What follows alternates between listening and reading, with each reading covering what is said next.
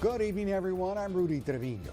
And I'm Leslie Adamy. Thank you for being with us. At the top tonight, a new poll put out by the Texas Democratic Party is showing more voters leaning Democrat this year compared to years past, also showing that Texas is indeed holding true to be a competitive state this year. Our Mariah Gallegos interviewed with local professors and the different party chairs to explain the economic changes throughout our state that are making an impact this election season. It's tonight's top story.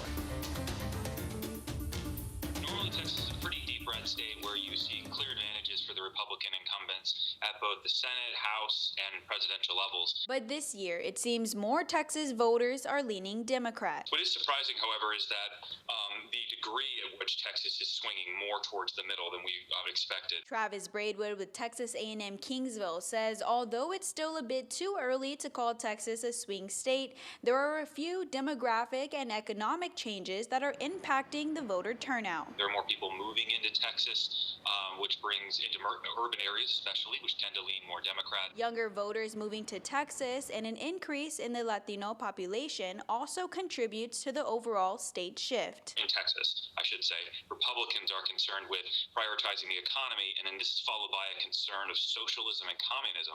While it contrasts that with Democrats, their primary concern is removing Trump from office, followed by the COVID epidemic. Local Democratic Party officials agree with the poll put out by the Texas Democratic Party, showing more voters leaning blue. When Beto ran, he didn't lose by that many percentage points, and so we know we're right on the verge of turning Texas blue, and I believe this time around we will turn Texas blue. While the Nueces County Republican Party says we'll just have to wait and see. It is a poll, and like we saw in 2016, the polls can tell a different story than what voters are actually thinking and doing. But both agree on one message to voters. This is a very crucial election.